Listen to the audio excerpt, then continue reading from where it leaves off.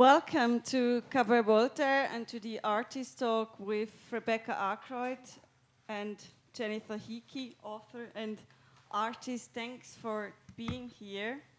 Very big pleasure. I'm Salome Hall, the director and curator of Cabaret Voltaire, and I will just give a brief context of why we host this conversation, and then they will have a conversation, and then it's also possible to ask questions. You sit in a very historic room. In this very room, Dada was founded in 1916, and from here it spread worldwide and became one of the most important avant-garde movement. And one of my interests is to open up the legacy to multiple perspectives, and one of these perspectives is the connection between Dada and analytical psychology. I guess you all know Tage Jung, the renowned psychiatrist and intellectual opponent of Sigmund Freud, who lived and worked in Zurich. And he and his wife, Emma Jung, had a loose connection to the Dada group through Sophie Teuber and Hans Arp, but they also shared common interests, like finding ways to access the unconscious, understanding art as a therapeutic act, and artistic expression also as a mirror of psychological states. But as it often is the case in history and in art history, we all know the male's work, but hardly the women's work. And today in Switzerland, it's the women's strike. So many of you are probably familiar with Tage Jung and his Red Book, but I guess no one heard, and I'm sure no one saw the vast material, analytical material of Emma Jung, like her drawings and writings. They are, for the very, very first time, on view downstairs in the vaulted cellar. The exhibition already closed at 6, but I think we will open up the exhibition for another half an hour after the talk, in case you haven't seen it.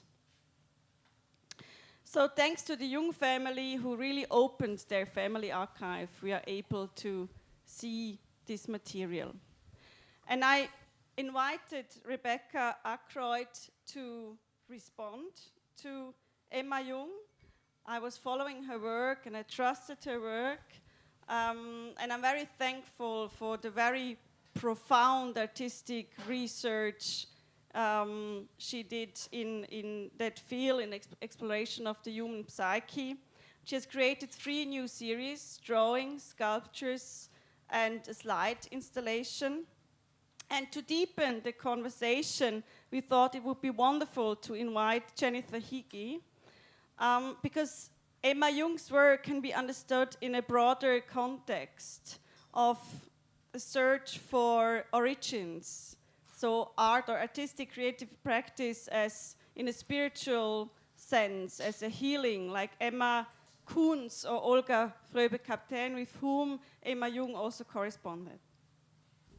Jennifer Higgie was not only a long-time editor at Frieze and keen observer of the contemporary scene, but also well-versed in this discourse. In 2023, she published the book The Other Side, A Journey into Women, Art and the Spiritual World, and this deeply resonates with the topic of the exhibition.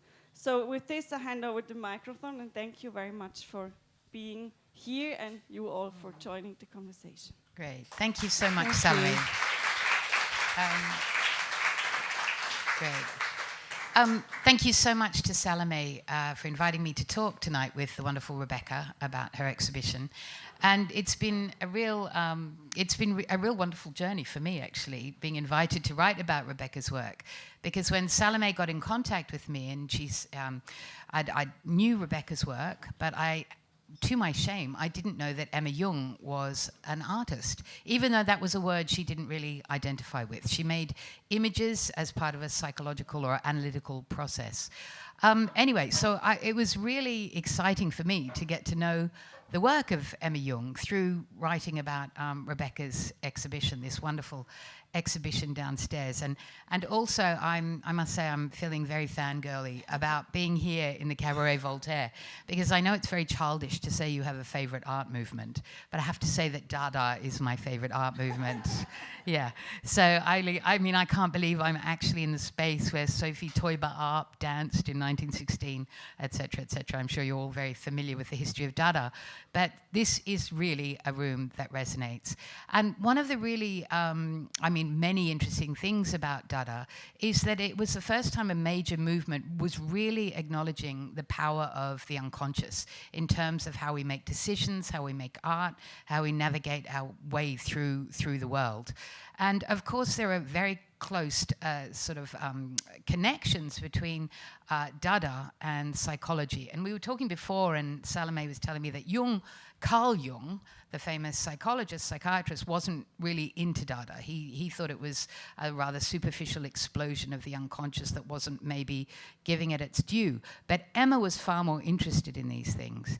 And she quite secretly made these drawings in her process of becoming an analyst herself. But anyway, Rebecca, maybe you could give us a good introduction into, you were invited to do this show, and how much did you know about Emma at that point? And then what was the process of getting to know her work and then responding to it? Well, when I got the email from Salome, I Googled Emma Jung, and apart from the information about her being the wife of Carl Jung, there was nothing available to give me any context about her or her work. There were a few essays available. There was a book about the Grail that she wrote, and also an essay on anima and animus, which is very in line with Carl Jung's ideas as well.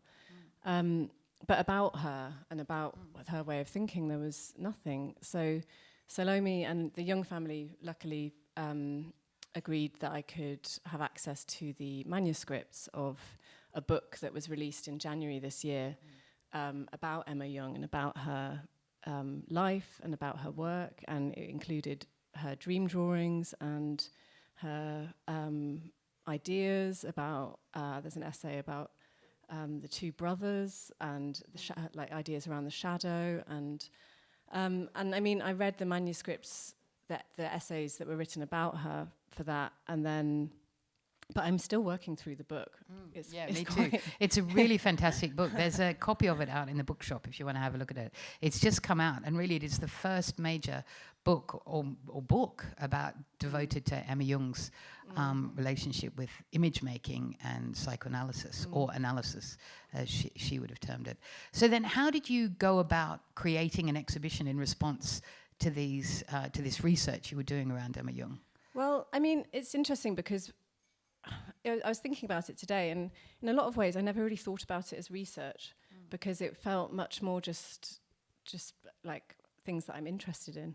So it began probably around this time last year, actually, when Salome and I went on a trip from Zurich to Küsnacht, to the Jung house, which is on Lake Zurich, and you can actually book to go and visit it. And we were given a tour by two of the great-grandchildren of Jung, who... Because they still live there, don't they? They don't, but there's actually someone who's one of the grandchildren, so the older generation lives there. But so we went on this tour to the Jung house, and it was a very like special journey to reflect on, because you get to the Jung house and you're not allowed to take photographs inside it, but I have documentation of our journey there, of seeing the house, of taking the photos of Salome knocking on the door, and then inside there's nothing. So I was kind of relying on my memories and kind of really trying to just take everything in, looking at it and kind of the smell and the environment and the atmosphere there, and we kind of went on the tour around the museum, which is the kind of Jung's analysis room and his library, and then we went down to the kind of kitchen area, which is part of just the museum, and that's where they showed us the archive. And And it was fascinating because almost kind of looking at the images and kind of watching them go through them, it was almost overwhelming to kind of to take it in. And I really, because mentally I was just like, we're so reliant on photographing everything now. And so I was really trying to take mental photographs with my mind and being like, remember that image of the snake, or remember this one. And when we left, it was just really, I felt completely overwhelmed. I almost couldn't talk. Like it felt like such a privileged experience to kind of sit and look at these works in this intimate environment in that house. And so initially I was really overwhelmed to make work in response to that. And I kind of really felt like, I don't know how I can do this. And I was keen also that I make a show of my work that isn't in response in a literal way, because I don't think that would be particularly interesting. And so it was more it was like a process of absorption. So it was, I was absorbing information. Like I was listening to a podcast about Jung, and I'd go for walks around the park near my house in winter, and I would just listen to podcasts about him. And I'm not a kind of expert about these things in any shape or form, and I wouldn't really necessarily even want to be. But it was more just a kind of letting things flow over me, and then seeing the works were made through that process. And in a lot of ways, I feel like that process isn't over with this show, which is what's so nice about it. Yeah, absolutely. It definitely feels like an ongoing process. And just to give some context, so Emma Jung was born in the 1880s, and she married Carl Jung when she was around 19, 20. She was very young. And then she had 5 children with Carl Jung, but she also became an analyst herself. And they moved to this house in, what's it called again? Kusnacht, yeah. So on the shores of Lake Zurich. And they designed this house to their own making and designed the gardens. Very beautiful house. And then when she was becoming an analyst through her conversations with Carl Jung, she started making these drawings.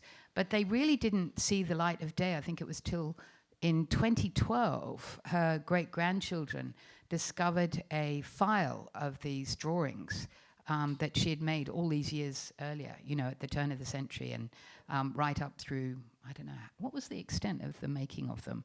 Early 20th century to like the mid, 30s, 40s, yeah. And so they discovered these drawings, and that's when the family really wanted to honor, what she had created. And no one knew about these drawings and these small paintings. And so they were very much made as a sort of intimate self-exploration, I guess. And interestingly, how you responded became a sort of intimate self-examination as well. You were living alone in Berlin, and you were going through a bit of a tough time. And you got let go of your studio, and you were making work at home. So what was the process of making these drawings, and how did Emma's work sort of intermingle with your own travails? Well, I mean, it was really, I think that was what was so interesting about it, was the parallels developed in a way between the way that I made the work and the way that she made these drawings, in a way that I don't think I could have planned, but it happened because of like unfortunate circumstances. So I had to leave my studio at the beginning of January, and I was living in this apartment in Berlin on my own, and also for the first time living by myself, and so these kind of drawings became something that I didn't actually see as the work for the show, because actually, like, I always make small drawings. So the way that I kind of work, and even the bigger works that I make, I have an archive of practically everything that I've made in miniature, because the way that I work, and actually the way that where I'm happiest when I'm drawing is sitting at the kitchen table at like 1 a.m. in my zone, and so it was a really interesting process to go through for this exhibition, because that became, the kind of apartment became as like not only a site for some of the drawings, so there's a kind of ghostly architecture in some of them, and that is like the interiors of rooms that I was working in or living in and sleeping in and waking up, and some of them are dreams and some of them are memories or partial memories, and I kind of wanted them to reflect this kind of really internal world I was living in, which was quite mad as well as quite exciting. But I think the freedom in working at a small scale is that you kind of have got nothing to lose. So you can make one that doesn't work and you don't have to show it to anyone. And that's kind of why I always work at that scale, even for things that end up being much bigger, because you know, you don't feel the pressure that this has to work. And so, yeah, and then I think through all the things I was reading, I wasn't really thinking about it directly when I made the work, but it was more just thinking about it it was like in my peripheral vision all the time. And so I kind of allowed the work to become more psychological and reflect that interiority, and also become really condensed. Like I wanted the works to be really intense and really, like a kind of condensed world, whereas a lot of the works I've been making in the last year or two were much more about like expansion, I'd say. I mean, Emma Jung's work is mainly determined by dreams, through dreams. They're a form of dream journaling, I guess. And so you mentioned that a lot of your work was made via dreams. Is that a process you'd used before? Were you writing down your dreams regularly before Salome got in touch with you about this exhibition, or was that sort of a shift in your work? Well, it's I know I've kept a dream journal for probably about 15 years or longer. I'm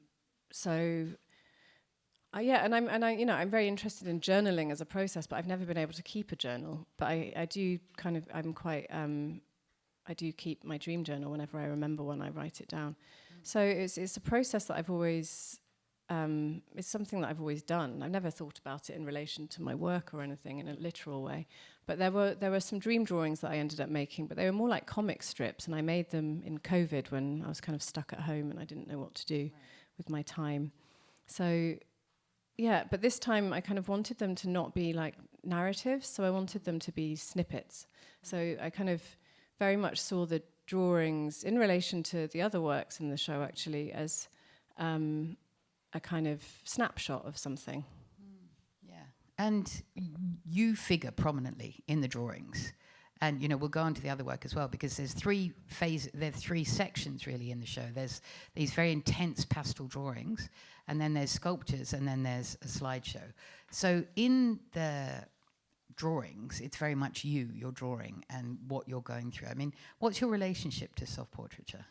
Well, I haven't really, apart from maybe a fragment, an eye or a small fragment of myself, I've never really featured in drawings, and I've never really drawn things as a whole. Like they were very much about these kind of ideas of like a kind of ripped piece of paper with a fragment of an eye or I'm trying to think of anything I've made, a flower or like or something more internal and psychological, or verging, kind of balancing between abstraction and figuration. So, and with this series of works, they started off, I wasn't in them, it was skeletons. And the skeleton I was seeing as like almost like an alter ego of despair, but also quite kind of comic as well. And gradually, I think I kind of started to feature in them more and more. But I liked that kind of the conversation of both of those things, and also combining them and thinking about this kind of absurdity of like the bones or, And when you make them, are they purely imaginary in a sense, or are you ever using mirrors or photographs or anything like that, or are you conjuring them? Oh, I always use imagery. Well, actually not all of them. Some of them I are just drawn from imagination, but they're usually a combination. So quite often I'll map something out and get the proportions right, and then they'll kind of change as I work on them. So and I think that's the thing that I think in making art that I'm really interested in, is the kind of not knowing and the kind of the gap between where you think you're going, but where you end up, and kind of what you are as an artist is almost like a conduit for the ideas to flow through. So you're not always like, I don't know, I like being surprised by something that I do, or not, and not knowing where it comes from. And I think that's something that I've always, the idea of the process that I've been interested in. It's a very uncomfortable place to be, but it's something that I find fascinating. And the show is, of course, called, excuse my terrible pronunciation, Tag und Nacht, and so day and night. And so where did that come from? And especially, I mean, it seems very pertinent because a lot of your drawings are so nocturnal. So, yeah, how did you decide upon that title? Well, actually, I can't remember what any of the other titles were that we had a few on the table.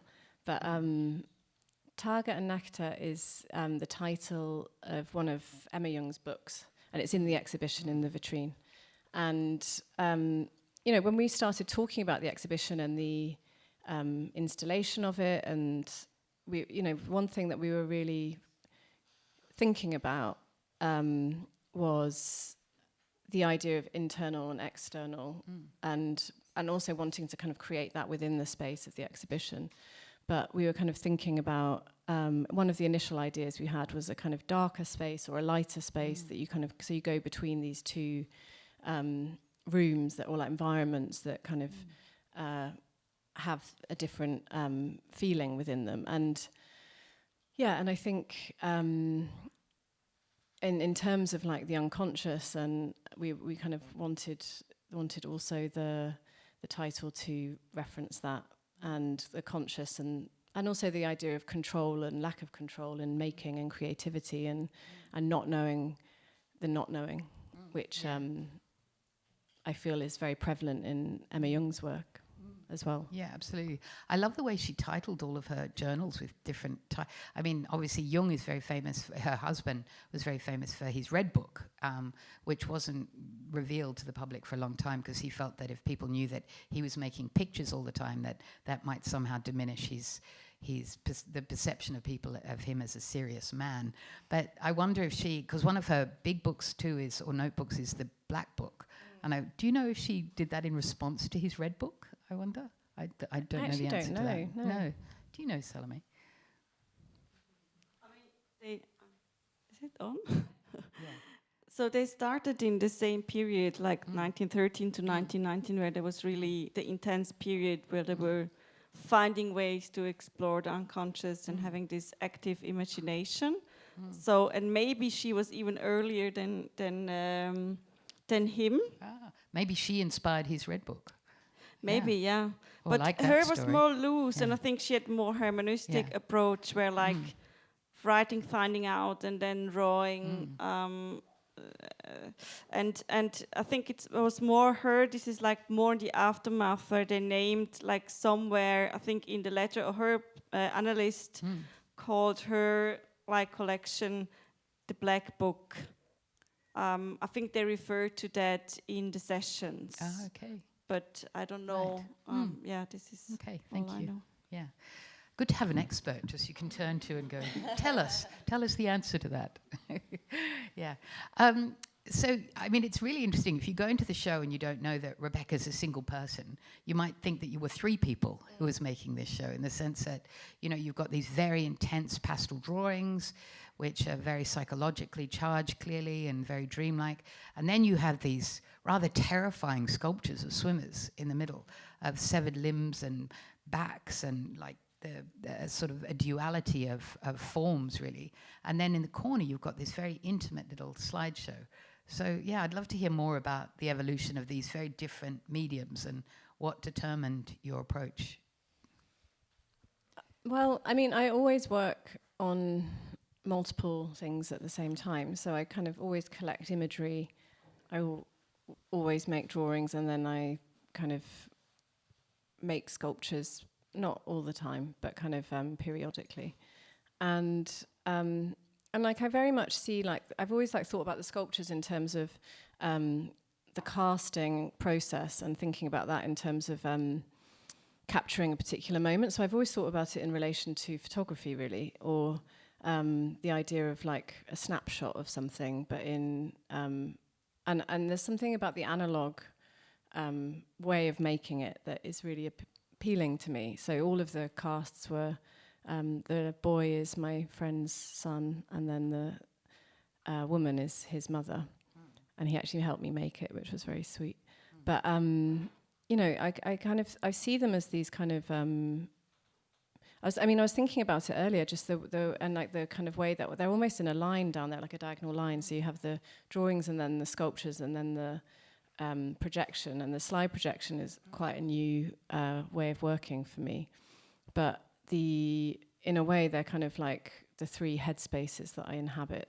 And the titles are. The drawings are the world as I see it, and then the sculpture is the world as I feel it, and then the slide projection is the world as it is. And I wanted them to be quite matter of fact in the way that I titled them. But I think that the way that I work in those ways is like they inhabit those two spaces of kind of knowledge and not having knowledge. So kind of, I love the way that drawing can inhabit a completely psychological space because there's no rhyme or reason to what it becomes. And so there's a real freedom in that. And I think I'm always like searching for ways to find freedom in the way that I make work. And so with the sculptures, and with this show in particular, like I wanted the sculptures to be really condensed and really intense. And because I started making them in my apartment, I started using beeswax for the first time because I wanted to use a non-toxic material. But also there's something about the transformative quality of beeswax that I was really interested in, and the freedom to be able to melt something after you've made it if it doesn't work, or reuse the material if it, and kind of, so I kind of had this this melting pot, quite literally. And the woman, your friend, she's obviously swimming, which is very appropriate today because you've been swimming, we've been swimming. But it's so hot in here, isn't it? But yeah, I mean, she has a swim cap on, she has swimmers on, and water and swimming has been a through line, I think, in your work. And so what does it mean to you? Why did you choose, out of all the subjects, a swimmer for this sort of, in a way, it's a kind of dissection, isn't it? I mean, you've severed her down, and you can see inside the body. Yeah. Well, I wanted, so in previous works I've used water bottles as a plinth. So these huge plinths of bottles of different sizes of water, and then use them as a as a way of having of like thinking of the materiality of that, and the connection of water to the unconscious in dreams, and how that's what one of the Jungian archetypes was, that water was reflecting the unconscious. And so I was thinking about that initially for the show, and having this like these big bottles of water that would have like kind of almost fill the space or something. But then as I kind of started making the work, I started making these experiments with the wax, and then Salome and Medea, who's the Jung researcher, I had a Zoom with them, and they were I just had these tiny little things that I showed them, and they were really encouraging me to just push and see where they took me. And my initial idea was I really wanted this boy in the center of the space as a diver. And I was like thinking about this figure that would be the connector between the world and or seeing and not seeing, or knowing and not knowing, and kind of inhabiting this world of dreams, but that's also a cast from life. So it's still a kind of reflection of a form of reality. And there's also a real connection too, I think, having a child who it's like both a homage, but there's an element of the fairy tale or something nightmarish as well with this scenario. And of course, Jung was very deeply interested in fairy tales and the story of the two brothers. And so she was constantly mining sort of archetypes almost from childhood. And many of the images in the show, there's a small girl at a door, and there's a sort of a weaving through of childhood, isn't there? And was that something that influenced you in your choice to have a child, do you think, or was it an unconscious thing, which would make sense as well? I don't think it was something that I don't think. Well, I feel like, actually, I do feel like the child was an important presence. And in previous works, I've used these garden sculptures of replicas of like the mannequin piss or like a little girl like curtsying, and they're kind of very much like these little like, I don't know, I see them as like inhabiting different characters or personalities or something within a show, and there's something about their size and that they're children that is really important. But for this, I didn't want to use a found object. I wanted to use someone like an actual child. And there was something about I was thinking a lot about like the idea of like innocence and that kind of like childhood innocence of dreaming, or and also like false memory and kind of the way that I have, like I told you yesterday, I have like a false memory from my childhood in my parents' house that is obviously a dream because it involved a clown and a rabbit that were enormous. But but in my mind, I see it as a memory. Like it was really fixed as something that I feel like happened. And so I was really interested. I really wanted that signifier in the space. And I think there's a beautiful link too with, I really love Emma Jung's images of trees. You know, trees really recur again and again.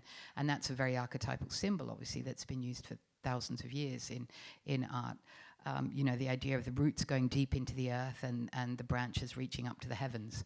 And the spines in both of your sculptures are really tree-like. You know, they're like tree trunks. So with the evolution of these sculptures, how sort of literally were you thinking like that? Or was it this sort of just emerged in the making? I mean, I think that there's moments where I have a very, like the boy in the diving outfit, I kind of had quite a specific idea that I wanted to follow for that. But then there's kind of, when the works came together with the other elements, it was very unknown, and it was just a kind of,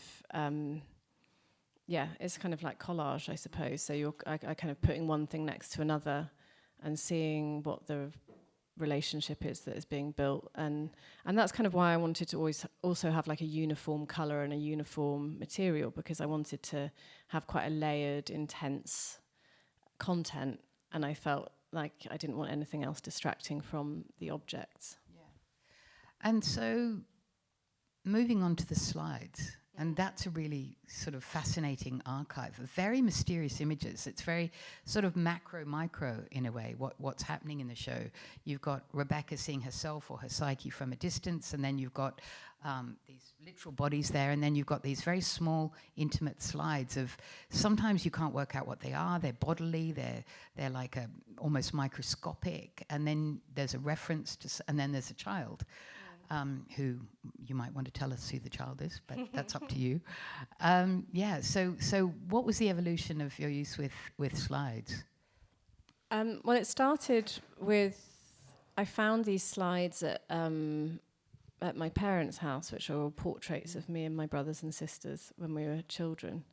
And there's something about the slide projector that that really resonated with me. There's something about how analog it is, and how textured it is, but also, and it kind of speaks of like a different time.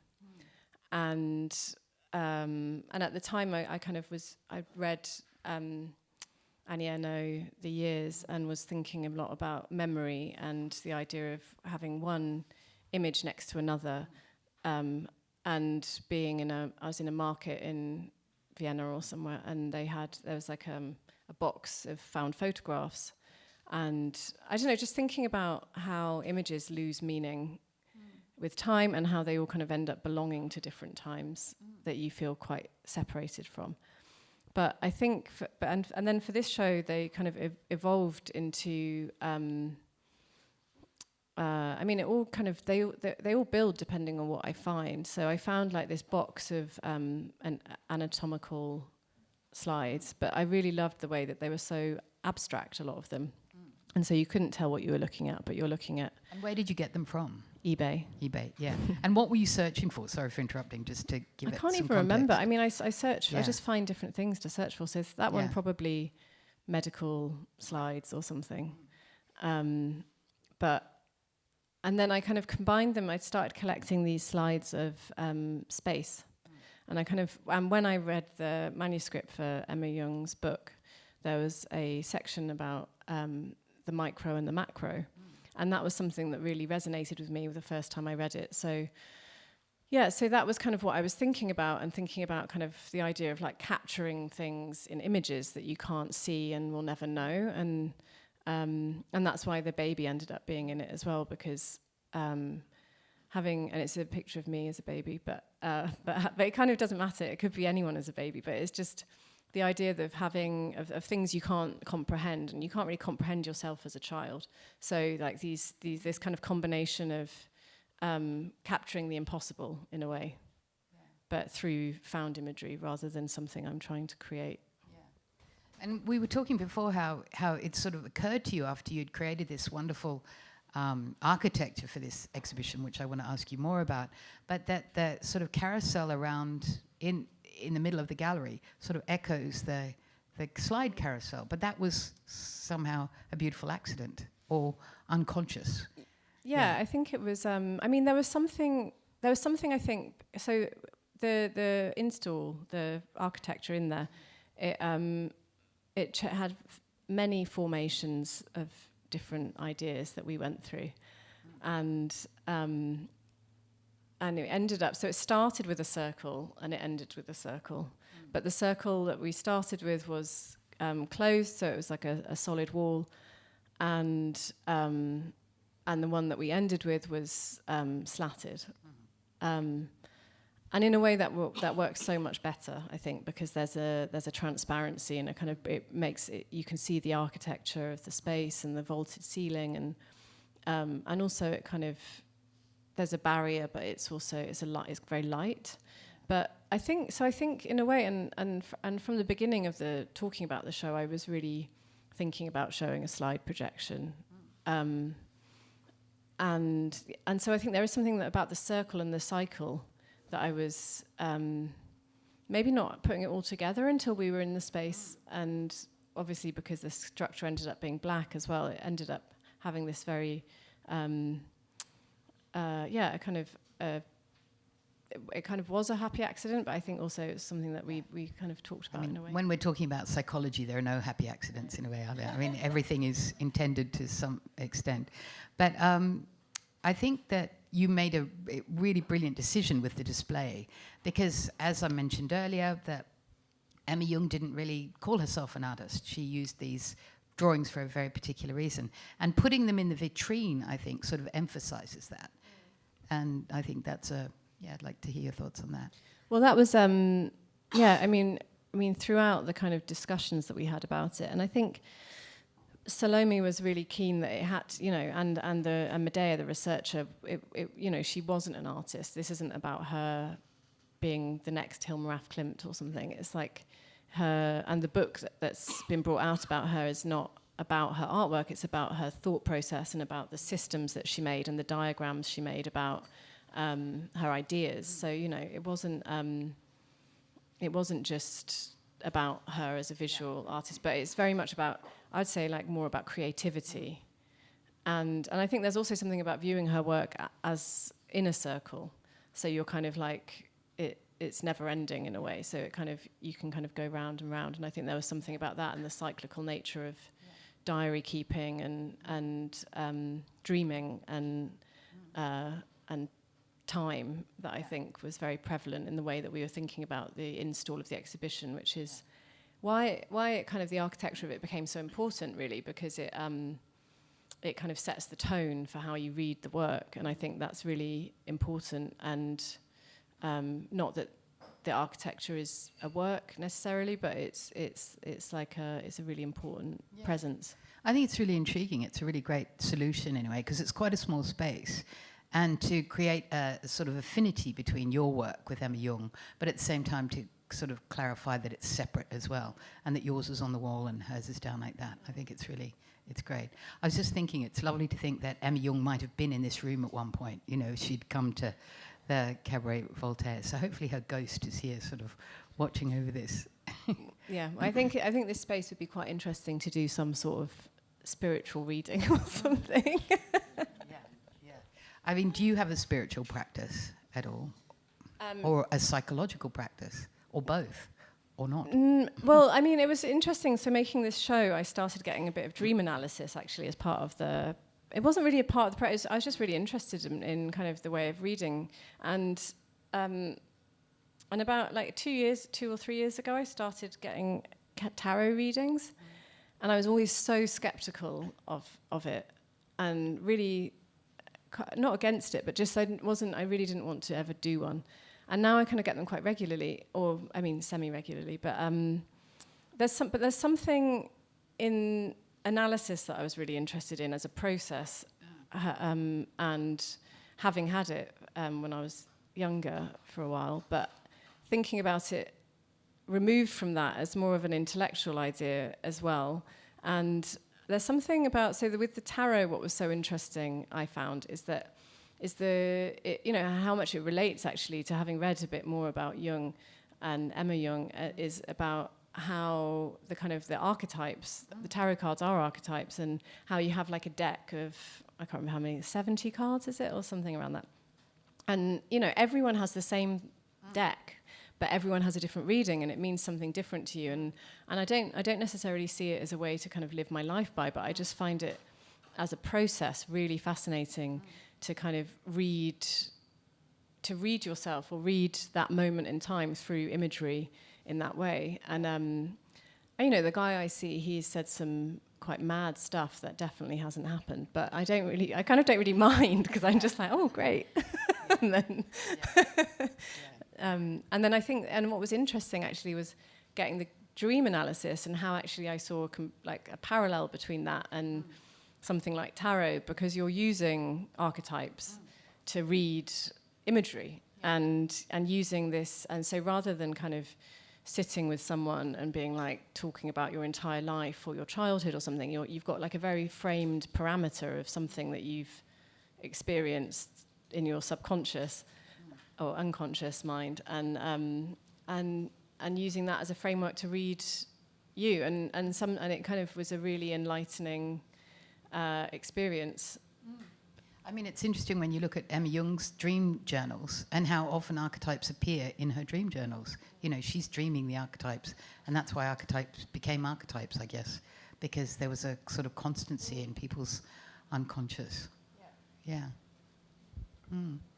I realise that it's getting late, and I know a lot of people will have things to go off to. So maybe we could open it up to any questions, if anyone has any questions for Rebecca or for Salome at all. I know. Oops. Yes.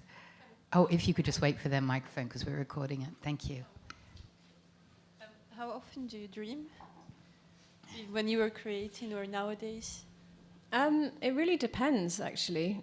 I go through phases, but I definitely have ones that are significant and feel significant, and then others that feel kind of a bit boring or something. And it was one of the funny things when I was getting dream analysis is like, other people's dreams are so boring, and and when people tell you them, it's quite boring.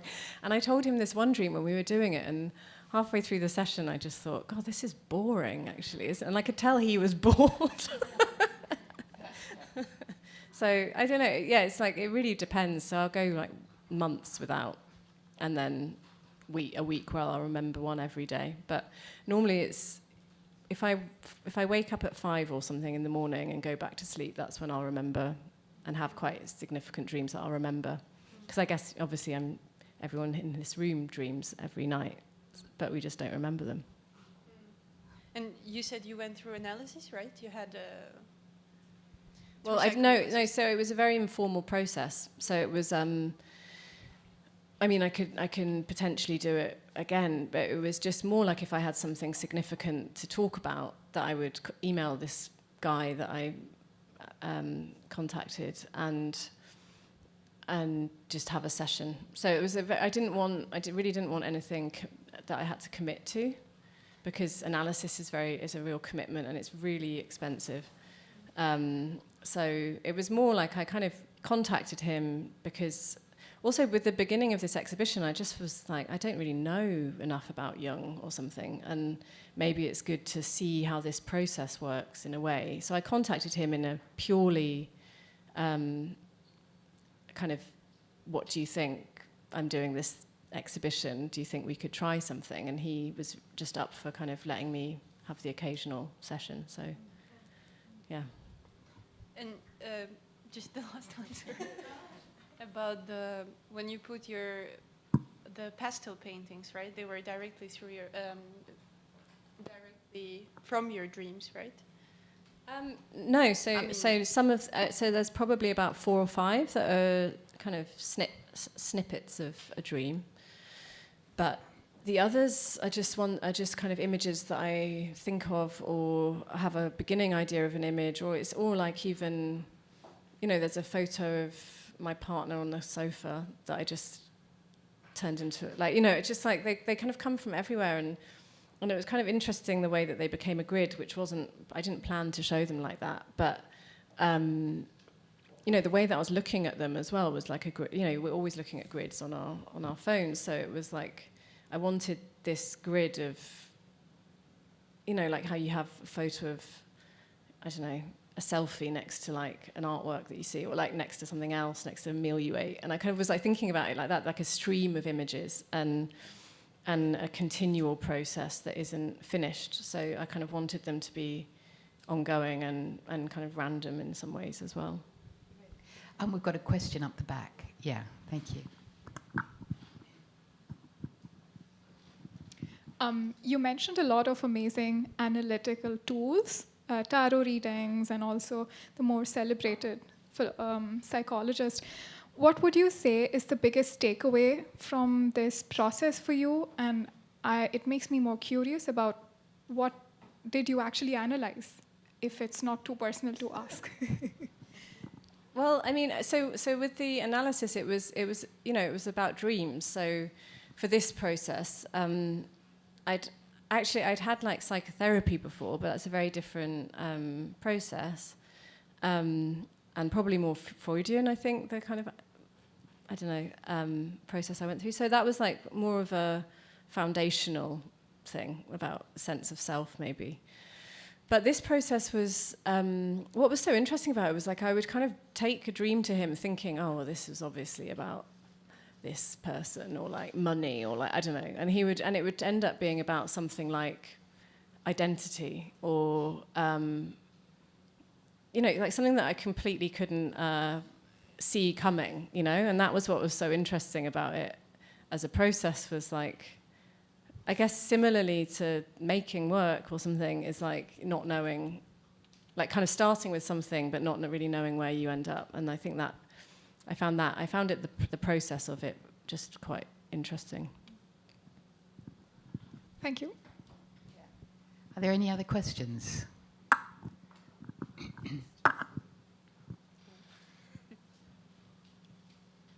No?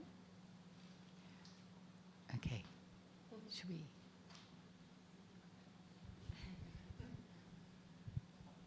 Yes. Yeah, you also. Yeah, so I mean, I think then we finished the talk. Thank you very much, Jennifer, and keep it exactly. So thank you very much to both of you.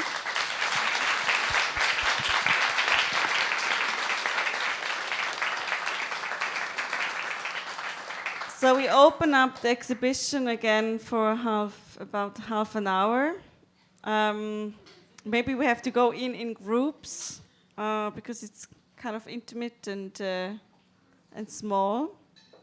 But yeah, thanks for coming, and hope to see you again here at Cabaret Voltaire. Thank you. Thank you so much, Salme.